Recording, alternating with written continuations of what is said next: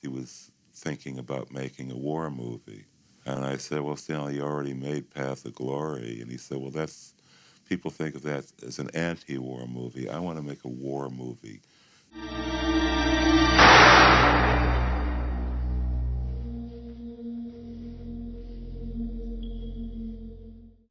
It is no secret that Stanley Kubrick has always been fascinated by the topic of war. Just by a mere quick look at Kubrick's filmography, one can find out that throughout his career, he had tackled the topic several times. The 1987 masterpiece, Full Metal Jacket, came about after Kubrick had read the novel The Short Timers. Kubrick then brought along the former war correspondent Michael Herr, together with Gustav Hasford, to write out the screenplay based on the novel. The film follows a US Marine nicknamed by his peers Joker, who is played by the electrifying Matthew Modine, following his time in the Vietnam War as we see him undergo his training within Parris Island and afterwards when he goes into the battlefield. Well known for his sharp attention to detail and for his stubborn perfectionism, Full Metal Jacket is full of these little touches, as seen in the first act of the film, in the scene where the recruits recite a slightly altered version of the Rifleman's Creed. Kubrick expertly makes use of cinematography, editing, and mise-en-scène to convey a prominent theme of the film: the changing of youths into killers, lacking any real identity. As we see, the recruits are lying in an obvious right-left, right-left, or left-right, left-right pattern.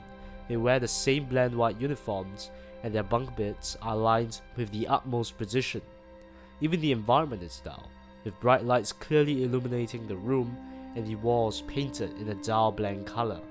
This shows that the recruits have ceased to become themselves, but merely gears within the clockwork known as the army. Notice that throughout this short scene, most of the shots are positioned in a similar framing and angle. This is to show a surreal form of unity between these recruits.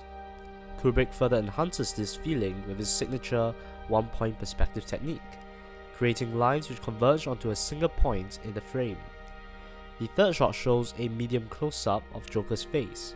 The framing in this shot is similar to that of the first shot we see of Joker lying down. By focusing closer on Joker, Kubrick, though still using a similar angle, breaks his one-point perspective technique to suggest that Joker still holds his individuality, unlike the rest of his fellow recruits. In the fourth shot, Kubrick goes another step over to break his framing by this time changing the framing and the angle entirely.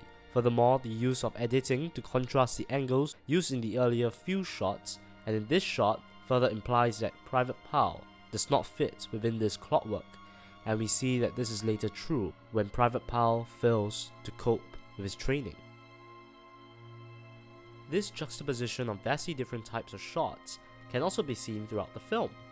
Kubrick makes use of long takes, tracking shots to simulate reality, which contrasts with the many surrealistic scenes where the use of symmetry and the one-point perspective technique creates a subtle, cold, and surreal impression on the viewer as their brains register the mathematical perfection of the shot.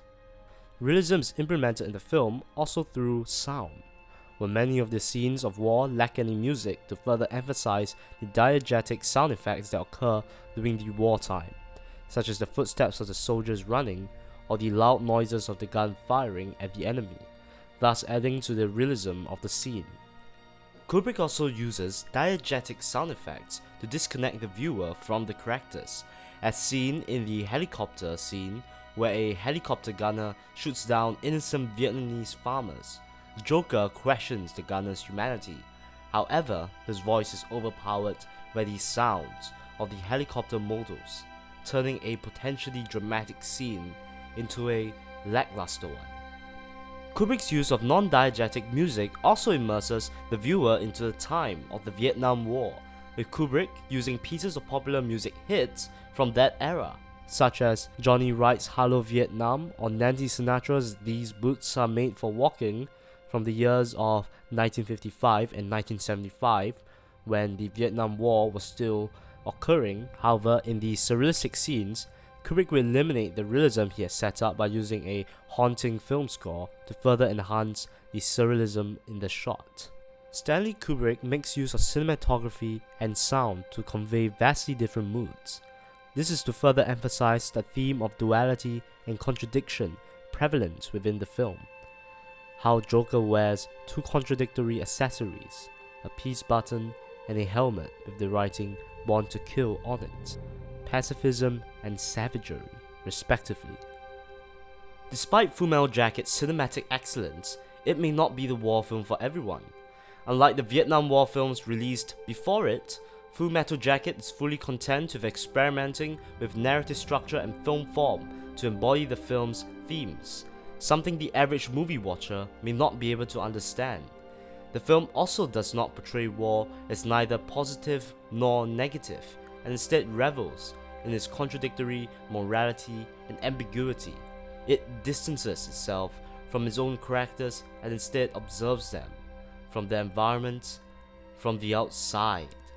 Kubrick does so because he wants us to be merely spectators. He wants us to see war for ourselves and come to our own conclusions. He wants us to observe its violence, brutality, and also its beauty.